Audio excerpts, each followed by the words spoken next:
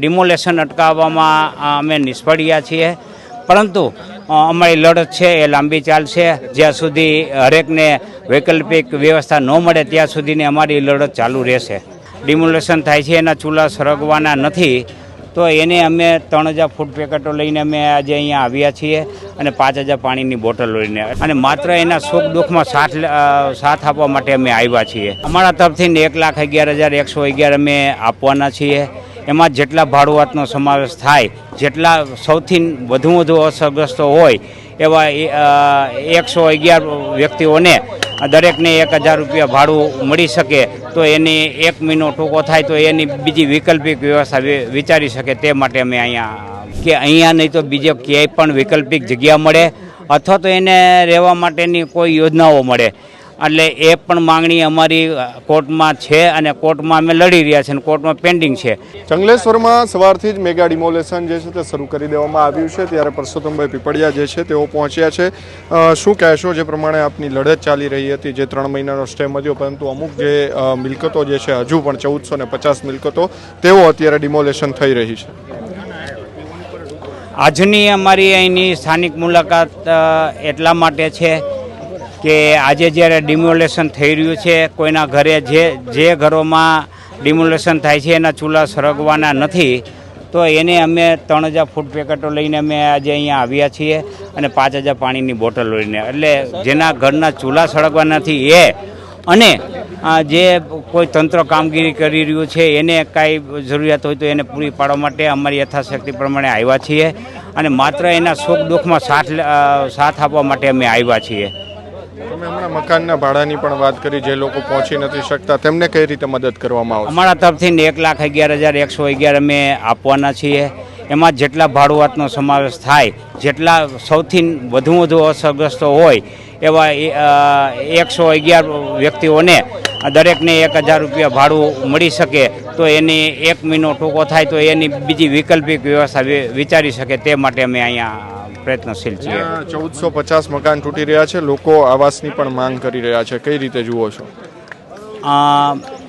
Slum વિસ્તાર તરીકે આ વિસ્તારને જાહેર કરવામાં આવ્યો છે, એટલે એમનો અધિકાર છે કે અહીંયા નહીં તો બીજે ક્યાંય પણ વૈકલ્પિક જગ્યા મળે અથવા તો એને રહેવા માટેની કોઈ યોજનાઓ મળે.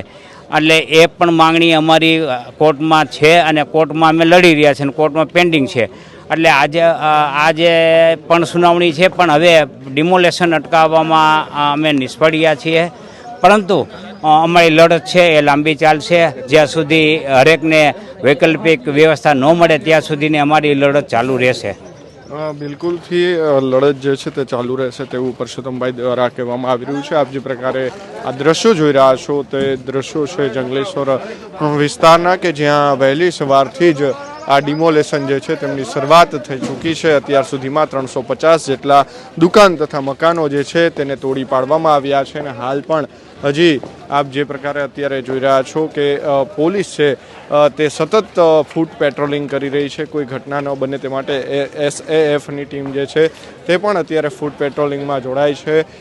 સીધા જ દ્રશ્યો આ જંગલેશ્વરના છે કે જ્યાં અત્યારે પરસોત્તમ પીપળિયા પહોંચ્યા હતા અને તેમણે કહ્યું કે જે પણ લોકોને મદદની જરૂરિયાત હશે તેમને મદદ કરવામાં આવશે. તેમજ જે લડત તેઓ લડી રહ્યા હતા કે જંગલેશ્વર આ સ્લમ વિસ્તાર છે અને આ વિસ્તારની અંદર જે લોકો અહીંયા કહેવાય કે જે પોતાના મકાનો પડી રહ્યા છે તેમને જે મદદ થતી હશે અને તેમના માટે જે તે કોર્ટની અંદર આ લડત લડી રહ્યા હતા તેમાં તેમને આજે સુનાવણી છે, પરંતુ તે પહેલાં જ અહીંયા મેગા ડિમોલેશન છે તેની અત્યારે શરૂઆત કરવામાં આવી છે. અને ખાસ તે પ્રકારે જ અત્યારે જોઈ રહ્યા છો તે પ્રમાણે કે આ જંગલેશ્વર મેઇન રોડના સીધા દ્રશ્યો કે જ્યાં મેગા ડિમોલેશનની શરૂઆત થઈ ગઈ છે અને અનેક જે દુકાનો, મકાનો તેમજ જે મિલકતો જે છે તે અત્યારે અહીંયા પાડવામાં આવી રહી છે. જે નદી કાંઠાનો જે આજી નદી પટનો જે વિસ્તાર છે ત્યાં પણ અત્યાર સુધીમાં 100 જેટલા મકાનો તોડી પાડવામાં આવ્યા છે. કુલ મકાનોની વાત કરવામાં આવે તો જે કોર્પોરેશન દ્વારા આંકડો સામે આવ્યો છે તેમાં 300થી 350 જેટલા મકાનો અને દુકાનો જે છે તે અત્યાર સુધીમાં તોડી પાડવામાં આવ્યા છે. સવારથી જ JCB જે છે તે અહીંયા ધણધણી રહ્યા છે. એક સાથે 64 જેટલા JCB જે છે તે અલગ અલગ ગલીઓની અંદર અત્યારે મિલકત જે છે તેમના દ્વારા તોડવામાં આવી રહી છે. અહીંયા તમામ જે પોલીસની વાત કરીએ તો 1500થી પણ વધારે પોલીસ તૈનાત કરી દેવામાં આવી છે. SFની ટીમ જે છે તે પણ અત્યારે અહીંયા છે. 1200 કર્મચારીઓ જે છે તે કોર્પોરેશનના કર્મચારીઓ અહીંયા જોવા મળી રહ્યા છે અને PGVCLની ટીમ છે તે પણ ખડે પગે અત્યારે અહીંયા ઊભી છે. ઉલ્લેખનીય છે કે ટીપી સ્કીમની અંદર કપાતમાં આવતા એટલે કે ગેરકાયદે જે મિલકતો છે તેમની સામે અત્યારે કાર્યવાહી થઈ રહી છે અને અત્યારે તેમને લઈને અત્યારે જંગલેશ્વરની અંદર ઇતિહાસનું સૌથી મોટું એટલે કે મેગા ડિમોલેશન છે તે અત્યારે હાથ ધરવામાં આવી રહ્યું છે. અત્યાર સુધીમાં 350 જેટલી મિલકતો છે તેમને તોડી પાડવામાં આવી છે અને હાલ આપ જે પ્રકારે આ દ્રશ્યો જોઈ રહ્યા છો કે અહીંયાથી જે ટીપીનો જે રસ્તો બનાવવામાં આવશે તેમના કારણે જે અડચણરૂપ અને ગેરકાયદે મિલકતો હતી તે અત્યારે તોડાઈ રહી છે. આગળ પણ હું આપને દ્રશ્યો બતાવીશ કે તેમની અંદર આપણે જોઈ રહ્યા છીએ એ પ્રમાણે કે અહીંયા જે સ્થાનિક લોકો જે છે તે ટોળા ન વળે તે માટે કોઈ અનિચ્છનીય ઘટના ન બને તે માટે પણ 144ની કલમ જે છે તે લાગુ કરી દેવામાં આવી છે. એટલે કે કોઈ પણ 4 લોકો જે છે તે 4 વ્યક્તિઓ એક સાથે સ્થાનિક જે છે તે અહીંયા ભેગા નહીં થઈ શકે.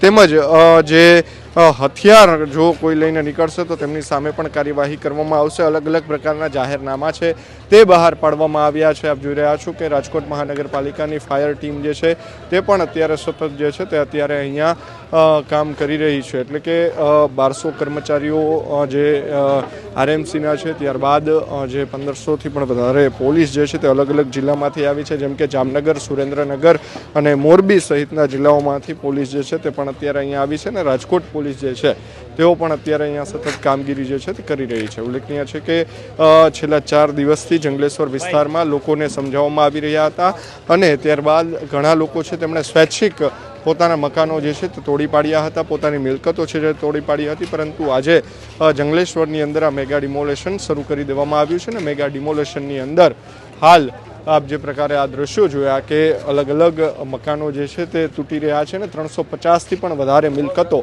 અત્યાર સુધીમાં તોડી પાડવામાં આવી છે. 1450 જેટલી મિલકતો જે છે તે 4 દિવસની અંદર તોડવામાં આવશે. કુલ 4 દિવસ જે છે તે આ ડિમોલેશનની કામગીરી ચાલુ રહેશે. કેમેરા પર્સન કેવિન નિમાવત સાથે મયુર સરવૈયા, સ્વરાજ મીડિયા, રાજકોટ.